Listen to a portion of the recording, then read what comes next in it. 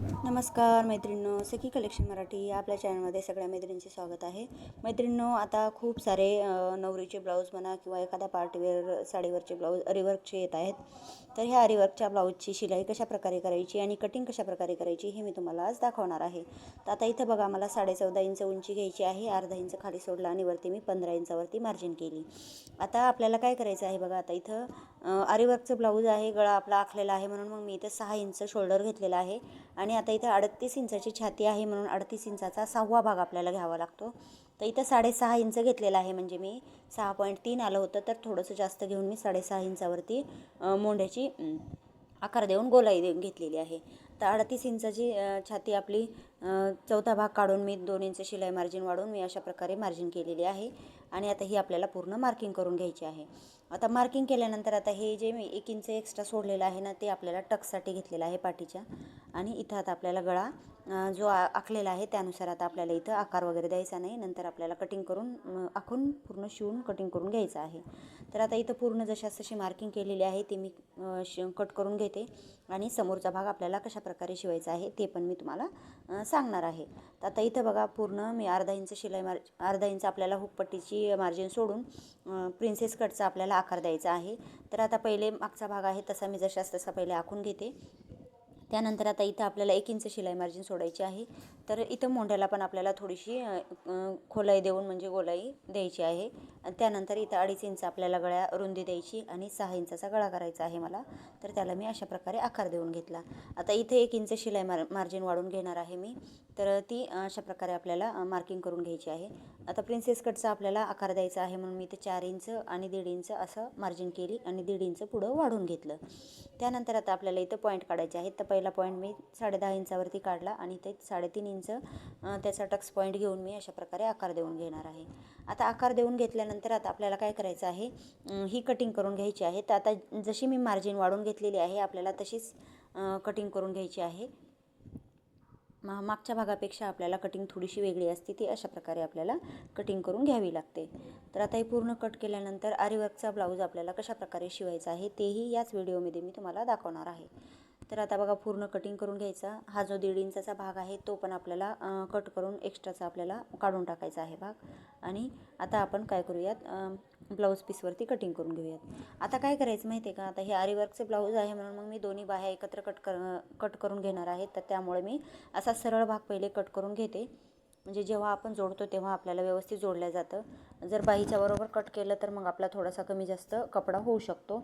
आणि आता हे गळा आहे, गळा थोडासा रुंदी जास्त आहे म्हणून मी थोडीशी मार्किंग जास्त ठेवूनच, मार्जिन जास्त ठेवूनच मी कट करून घेणार आहे. आता एक कट केल्यानंतर आता आपल्याला काय करायचं आहे, आता समोरच्या भागाला थोडासा प्रॉब्लेम येतो बघा. तर त्याला काय करायचं, आता हे समोरचा भाग आहे ना, हे प्रिन्सेस कटचा एक भाग असतो ना, तो भाग आपण कट करून घ्यायचा आणि दुसऱ्या भागाला थोडासा जोड लावून घ्यायचा. कारण कापड आरीवर्कचं थोडंसं कमीच असतं, पूर्ण स्टिच केलेलं असतं म्हणून थोडंसं कमी असतं. आता इथं 6 इंचाचा आपल्याला शोल्डर घ्यायचा आहे म्हणून मी थोडासा कपडा आतमध्ये फोल्ड करून घेतलेला आहे. आणि आता आपल्याला काय करायचं आहे, मशीनचा दाब बदलायचा आहे. तर आता इथं मशीनचा दाब तुम्हाला मार्केटमध्ये कुठेही सहजासहजी टेलरिंगचे जे शॉप असतात तिथे तुम्हाला हा दाब मिळून जाईल. तर हा दाब जर तुम्ही वापरला तर एकदम परफेक्ट शिलाई होऊन जाते. आणि हे जे खडे वगैरे किंवा हे स्टोन वगैरे असतात ना, ते आपले शिलाईमध्ये येत नाहीत आणि सुई वगैरे तुटायचा पण प्रॉब्लेम येत नाही. तर बघा, आता हे आखलेलं आहे ना, तसं आता मी शिवून घेते. आता इथे मी एक साईड शिलाई मारून घेतलेली आहे आणि आता हे जसा दाब आहे ना तसं एकदम काठेवरती मी शिलाई मारून घेत आहे, जे आपले मणी वगैरे असतात ना ते आतमध्ये येऊ नये या हिशोबानं. आणि आता हे आतला भाग आहे ना तो कट करून घ्यायचा आहे. आता आतला भाग केल्यानंतर व्यवस्थित फोल्ड व्हावं म्हणून मी थोडे थोडे कट लावून घेत आहे. कट लावल्यानंतर आता हे पूर्ण भाग मी शिलाई वगैरे मारून घेते. तर आता इथं दाब बदलायच्या अगोदर आपण हे सगळे जे पार्ट आहेत, जे आरीवर्क केलेले आहेत ते पार्ट अशा प्रकारे जोडून घ्यायचे.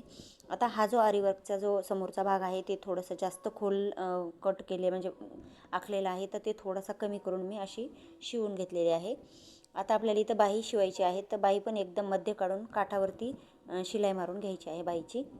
बघा, अशा प्रकारे फिनिशिंग येते जर आपण सिंगल दाब जर बदलला आणि व्यवस्थित जर स्टिच केलं तर. आता हे पूर्ण पार्ट मी शिवून घेतलेले आहेत आणि दाब पण बदलून घेतलेला आहे. आता आपल्याला काय करायचं आहे, पूर्ण ब्लाऊज शिवायचा आहे. तर आता हे पूर्ण जशास तसं मी शिवून घेतल्यानंतर आता आपल्याला इथं पाठीचे टक्स टाकून घ्यायचे. ते आता जिथं स्टोन वगैरे असतील तर ते स्टोन काढले तरी चालतात, पण इथं शिवण्यामध्ये माझे स्टोन येत नाही आहेत, जे पाठीचे टक्स टाकतो त्यामध्ये. आणि त्यानंतर आता पाठीची पट्टी तयार करून मी मागचा भाग तयार करून घेते. आता हे मागचा भाग आपला तयार झालेला आहे. आणि आता समोरचा पार्ट पण मी अशा प्रकारे तयार करून घेते.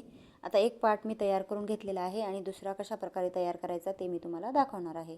आता ही याला 2 शिलाई मारून घ्यायच्या.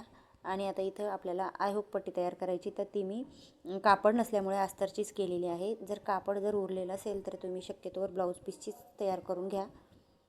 आणि अशा प्रकारे आता मी हे शिवून घेणार आहे. आता हे शिवून घेतल्यानंतर आपल्याला कमरेची पट्टी जोडायची आहे.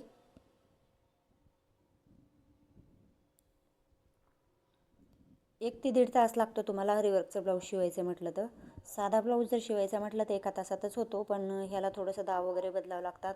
आणि जसं वर्क केलेलं आहे तसे त्यानुसार आपल्याला शिलाई मारून घ्यावे लागतात, त्यामुळे थोडंसं जास्त टाईम लागत असतो आपल्याला. आता पूर्ण पार्ट तयार झाल्यानंतर समोरचा भाग आता मी शोल्डरला जोडून घेते. तर ते इथं जोडते वेळेस थोडंसं स्टोन आहेत आणि दाब पण बदललेला आहे, म्हणून थोडंसं आपल्याला प्रॉब्लेमॅटिक होतं, तर ते व्यवस्थित जोडून घ्यायचं. आणि आता हे उरलेल्या भागाला दाबटीप टाकून घ्यायची, म्हणजे आता आपल्याला आतल्या साईडनं तर शोल्डर जोडता आलं नाही, त्यामुळे अशा प्रकारे दाबटीप टाकून घ्यायची आणि जोडून घ्यायचं. आता जोडल्यानंतर यावरती पण दाबटीप टाकून घ्यायची. आणि आता हे एक्स्ट्राचा जो भाग आहे तो कट करून घ्यायचा. आता बघायचं मागचा आणि पुढचा भाग व्यवस्थित आहे का, नसेल तर तोही व्यवस्थित करून घ्यायचा. आता इथं पण थोडासा भाग जास्त झालेला आहे समोरचा, तो मी कट करून घेते. आणि बाहीचा मध्य काढून घ्यायचा. आता बाहीचा मध्य काढून घेतल्यानंतर आपल्याला बाही समोरचा भाग समोरच्या पार्टला जोडायला घ्यायचा आहे.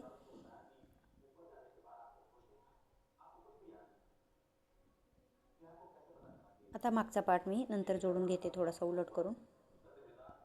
त्यानंतर शिलाई पण कशी करायची ते मी दाखवणार आहे तुम्हाला. तर त्या अगोदर तुम्ही चॅनलला नवीन असतील तर सबस्क्राईब करा आणि फेसबुकला पाहत असतील तर फॉलो करा, असेच नवनवीन व्हिडिओ पाहण्यासाठी.